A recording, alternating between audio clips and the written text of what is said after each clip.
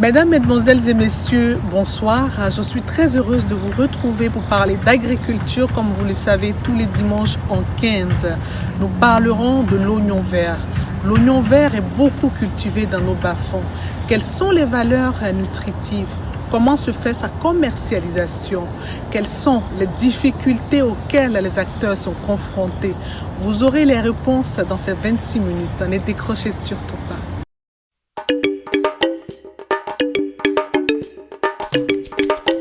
L'oignon vert appartient à la grande famille des Amaryllidaceae, aussi appelée Alliaceae ou Liliaceae, laquelle comprend plus de 500 plantes parmi lesquelles les populaires oignons, poireaux, ail et ciboulettes. L'oignon vert, comme baie, est une plante condimentaire et médicinale vivace de la famille des Alliaceae. Elle est exploitée comme annuelle ou bisannuelle et mesure une bonne cinquantaine de centimètres. Le combay est d'origine asiatique. Il s'est implanté en Europe et en Amérique. Il apprécie les zones tempérées. Cette plante aromatique a une double vocation culinaire. En effet, la partie blanche de l'oignon vert s'apprête comme un légume à la manière de l'oignon, alors que ses tiges vertes servent d'aromates.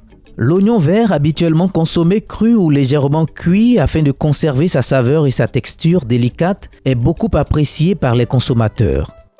Les feuilles d'oignon dans une sauce, ça donne, surtout la sauce claire ou les grillades, ça donne une bonne saveur à la cuisine.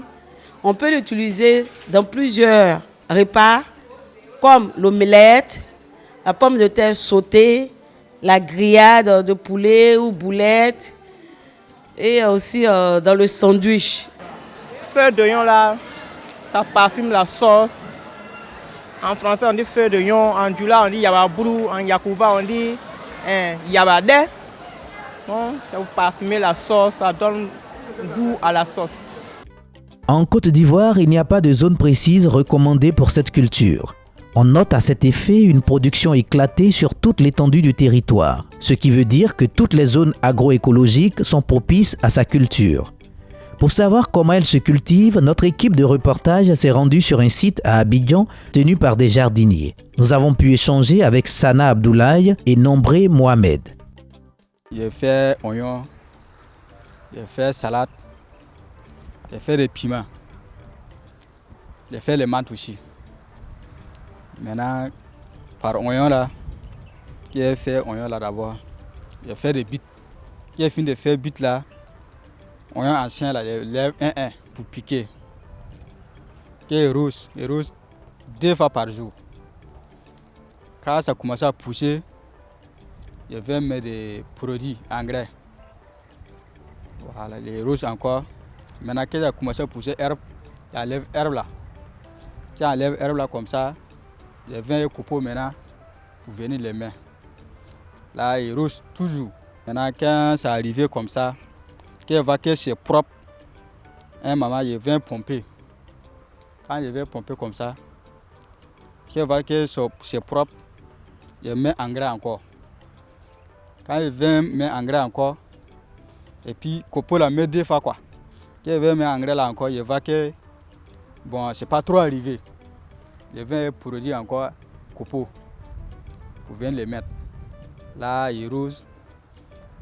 Quand il rose comme ça, c'est que si tous les jours c'est rose 2 fois. Maintenant, quand je vois que bon, ça arrive 40 jours, soit 42 jours. Quand je vois que ça a bien arrivé, c'est bien formé. Voilà, j'appelle la femme là maintenant. Quand la femme là vient, là, on vend ça. Avec un prix de vente qui varie selon leurs clientes, nos braves paysans vivent de cette activité avec leur famille. Long bite comme ça là, on peut vendre ça, quand ça masse, on peut vendre ça 9 000 comme ça. Soit, quand ça masse trop là, c'est 10 000. Quand ça masse pas aussi, c'est 6 000 aussi. Voilà. À un moment aussi, quand ça masse pas, on peut vendre ça à 4 500. Parce que c'est pas tous les jours que ça masse. Quand la femme l'enlève comme ça, pour aller vendre au marché, là maintenant, nous envoie l'argent. Quand nous envoie l'argent, là maintenant, là, quand ils sont finis d'enlever, on nous envoie l'argent. Là, on s'est payé les oignons là. Ce que tu veux faire oignons là encore, ça va payer ailleurs pour venir faire comme avant. Temps glacé là, le temps glacé comme ça là, ça ne marche pas. que s'il y a soleil là, tous les marchandises là, ça marche. On peut vendre une butte comme ça, là, 2000, 2500. Comme ça, nous vendons. Ouais, il y a une femme, puis 2 enfants. C'est ce travail-là que je fais pour nourrir ma famille. Même mon parent qui sont au village. À Yamsokro, l'équipe du magazine Brave Paysan a rencontré une coopérative de femmes qui cultive l'oignon vert. Notre coopérative fait de l'oignon et du manioc. Nous sommes sur la parcelle d'oignon. C'est un essai. Bon, si cette année ça donne, l'année prochaine on va reprendre. On a fait 2 hectares. On est 15 femmes. On a créé un grand champ. Donc on travaille en groupe pour s'entraider, pour lutter contre la pauvreté, pour aider nos maris. Et d'autres aussi ne sont pas mariés. Elles-mêmes s'occupent de leurs enfants. Monsieur Dongo, initiateur du projet et encadreur de la coopérative, nous donne les raisons qui l'ont motivé. Étant responsable régional des OPA au niveau de la direction régionale de l'agriculture, donc j'ai demandé aux coopératives de mener des activités agricoles. Et comme parmi les coopératives que j'ai au niveau de la direction régionale des lacs, il y a beaucoup de coopératives de femmes qui font beaucoup les vivriers. Et donc je leur ai demandé, les cultures maraîchères, ce sont des activités aussi qui sont très rémunératrices. Donc de ce point de vue, je leur ai dit d'innover, de changer un peu. Parce qu'habituellement, ce que nous voyons, c'est quoi? Ce sont les aubergines, ce sont les piments, c'est la tomate. Donc il fallait vraiment innover en faisant une autre culture. Et je leur ai demandé de faire la culture de l'oignon. Ne connaissant pas, elles m'ont tout de suite posé le problème, mais nous ne savons pas cultiver. Donc qu'est-ce que nous allons faire? J'ai dit, mais moi qui vous parle de ça, je suis spécialiste en maraîchage, donc de ce point de vue, je vais vous aider à produire l'oignon. Et donc c'est comme ça l'idée est partie. Donc parmi les coopératives, il y a 2 coopératives qui ont adhéré à l'idée. Et donc parmi les 2, voilà une coopérative qu'on appelle la coopérative comatrice de Yamsokro qui a accepté, et l'autre coopérative à Envoy de Yamsokro aussi qui a accepté de faire la culture de l'oignon.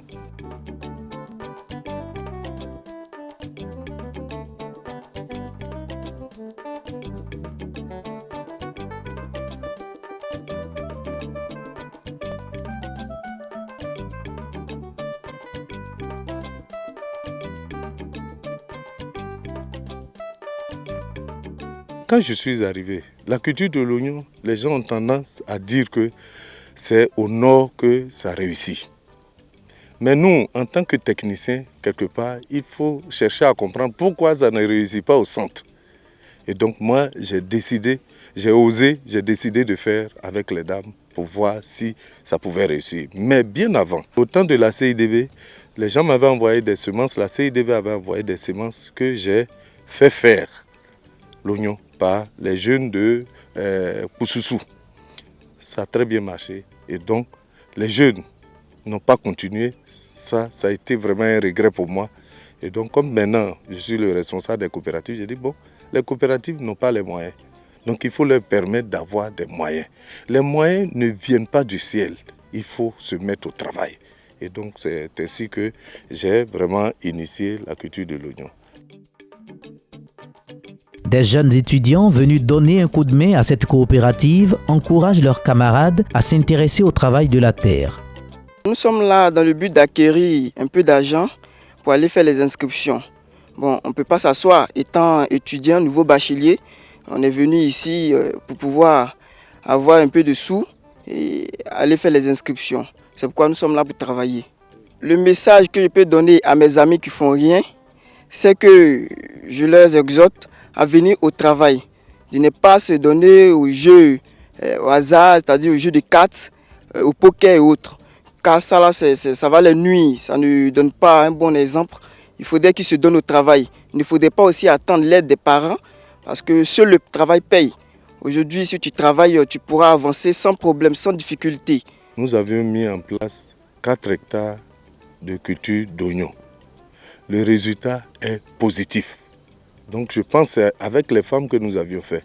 Donc moi je pense que les jeunes peuvent s'adonner à cette culture et Ils vont gagner leur vie parce qu'au moins l'oignon, à l'hectare, nous avions entre 10 et 20 tonnes par hectare. Donc si des groupes de jeunes se constituent en 10 groupes, ils peuvent faire facilement 1 hectare, ils peuvent avoir 10 tonnes au moins.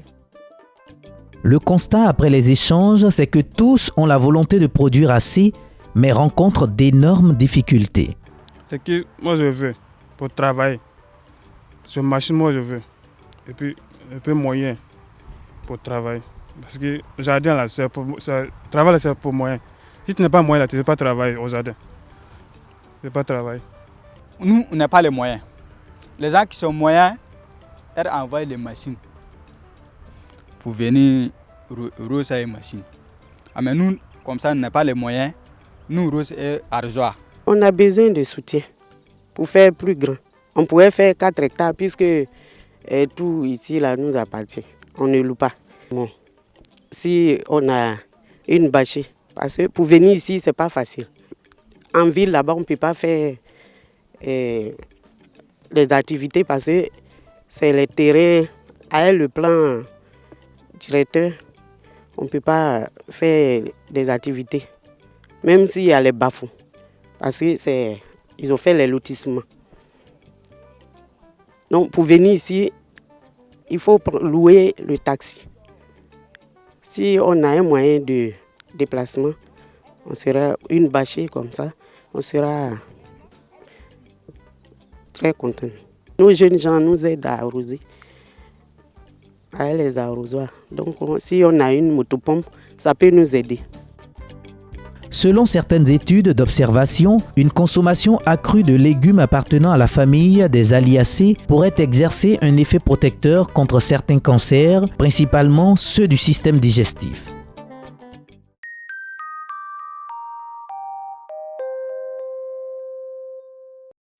Pour nous, c'est le marché de consommation qui garantira en tout cas la réussite d'un investissement important en milieu agroalimentaire. Et c'est pour ça notre mission donc c'est de mettre à la disposition de la population, des consommateurs de façon générale, des produits qui sont des produits de Côte d'Ivoire, des produits made in Côte d'Ivoire. Il s'agit de mettre à la disposition des consommateurs le riz de chez nous, les aubergines de chez nous, le gombo, le prala, les feuilles, les différentes feuilles qui peuvent constituer nos sauces, feuilles de passade, d'ail, etc. En fait, ces produits nous permettent non seulement de nous nourrir, mais de donner les moyens à l'organisme de faire biologiquement barrage à tout ce qui peut être maladie de la civilisation, telles que le diabète, l'hypertension artérielle, la dyslipidémie qu'on appelle généralement le cholestérol, les insuffisances organiques, reins, foie et les dysfonctionnements sexuels aussi bien féminins que masculins.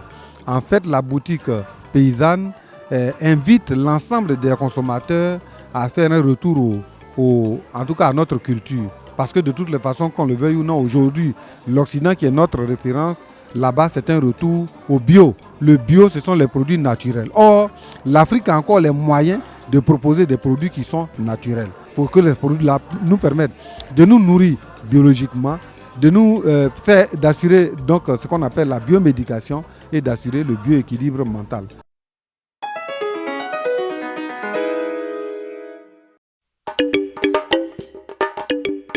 Les habitudes culinaires varient selon les différentes régions en Côte d'Ivoire. Toutefois, une accommodante à la consommation de feuilles de légumes s'observe selon les terroirs de nos localités. C'est pour en savoir davantage sur les spécialités de ces feuilles nutritives qu'une équipe de l'émission Brave Paysan a fait incursion dans l'univers d'une brave femme pionnière de la vente de ces feuilles au marché Cocovico dans la commune de Cocody. Je vends des patates, marché Cocovico. Ça fait 25 ans. Il y a fait des patates, il y a fait des épinards aussi dedans. Fait d'aubergines, fait de poignards, da, soko, anangobu, kulala. En effet, bien que la vente de ces feuilles soit pénible, Dame Soro, mère de famille, ne se résigne pas à la tâche. Ça vient de l'aéroport, Baradadère, les petits campements d'Abidjan, ça vient là-bas. Sa gentillesse à l'endroit de ses consoeurs vendeuses, sa serviabilité dans son travail au marché n'ont pas manqué de séduire ces dernières qui nous le témoignent. Nous, on lui a donné le nom Zeimbalou. Parce qu'elle est géante, nous on appelle ça en gros Zeimba. Depuis ancien marché, là, nous, elle n'a jamais fait parler avec les gens. Si tu veux moyen feuille, elle te sert, elle ne prend pas d'argent. Parce que nous qui sommes dans le marché, c'est comme ça on se sert. Maintenant, feuille là, quand tu moyen feuille, tu ne peux pas avoir l'attention parce que feuille est nourrissant. C'est très bon. Malgré les contraintes d'approvisionnement liées aux aléas climatiques et à l'épineux problème de la conservation de nos légumes, elle relève la rentabilité de ce métier dont le prix part de 50 francs CFA à plus selon la commande. Chaque fois on me livre, chaque fois que je commande on me livre ça.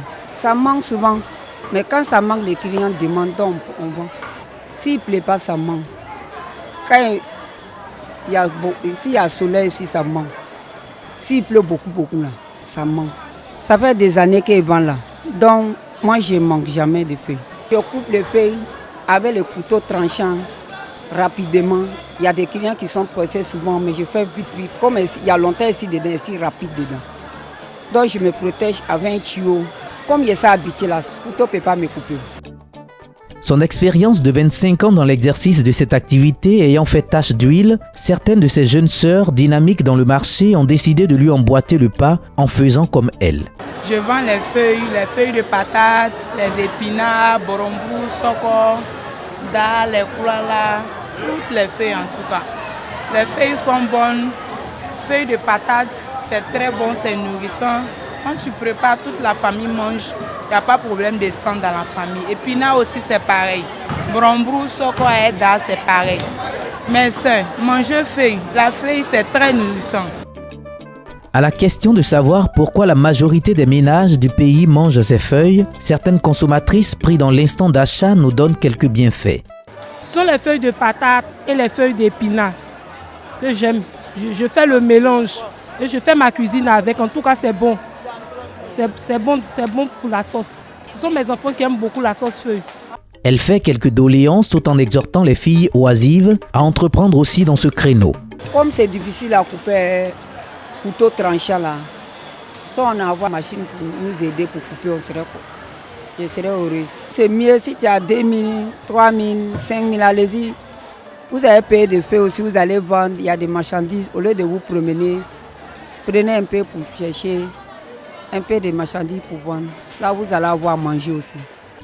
Il faut retenir que les feuilles comestibles sont très nutritives et interviennent dans le traitement de plusieurs maladies.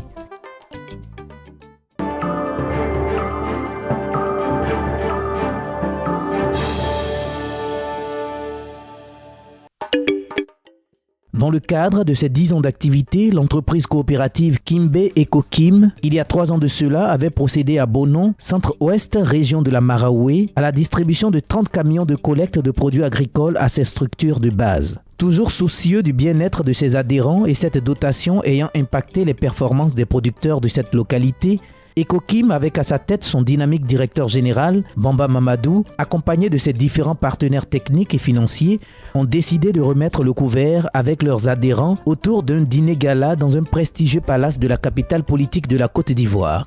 Cette rencontre conviviale a permis une saine émulation entre les différents acteurs de la chaîne de gestion de la coopérative Ecokim.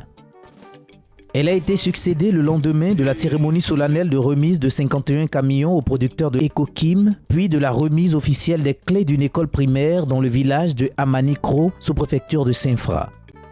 Agréée à l'exportation depuis la campagne 2006, certifiée Fairtrade, UTZ, Rainforest et Bio depuis cette année 2018, c'est légitimement que cette cérémonie a été rehaussée de la présence du directeur général du Conseil Café Cacao, qui a rappelé les mérites de Ecokim et de son brillant directeur général. Nous avions la libéralisation. Les paysans étaient livrés à eux-mêmes.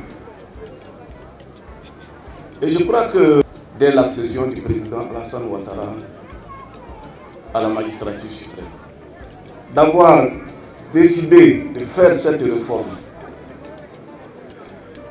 et d'accorder des prix garantis aux producteurs, ceci a permis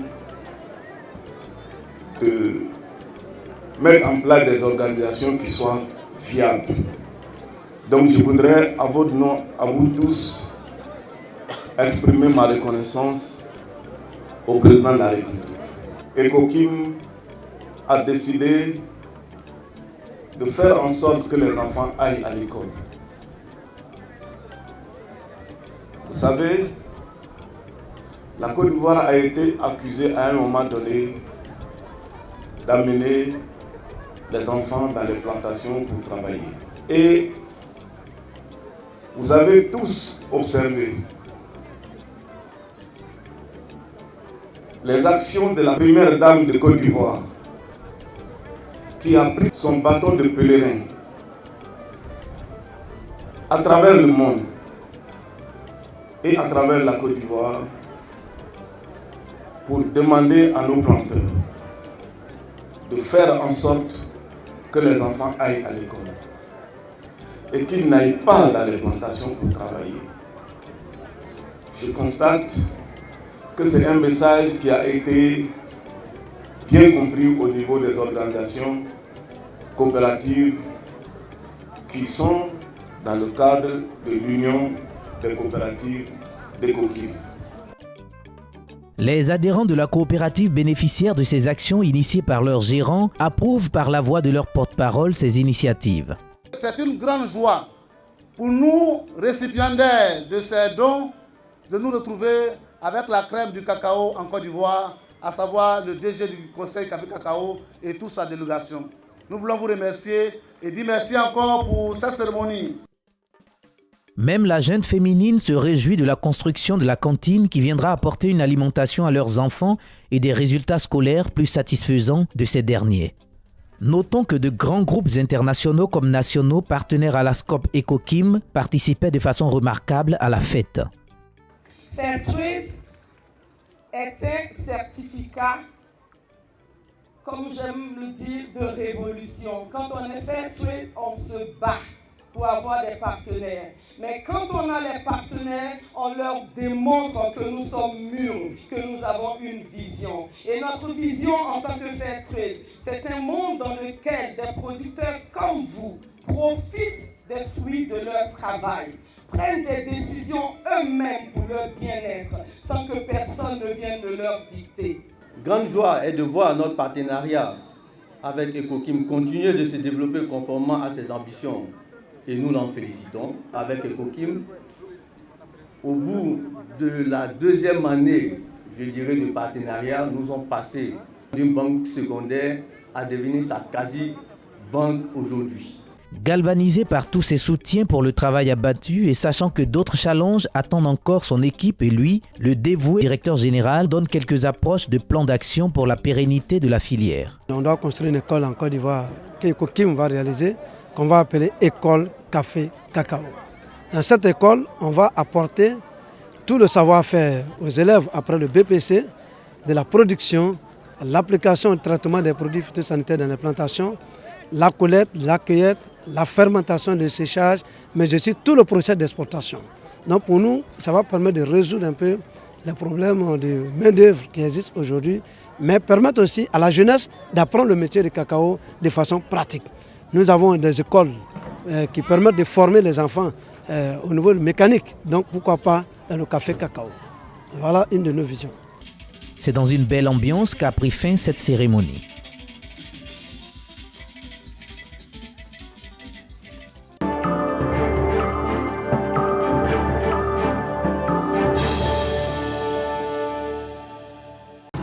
Nous venons d'épuiser nos 26 minutes. J'ai été très heureuse d'être en votre compagnie. N'hésitez pas à nous faire parvenir vos avis et suggestions à l'adresse qui s'affiche au bas de votre petit écran.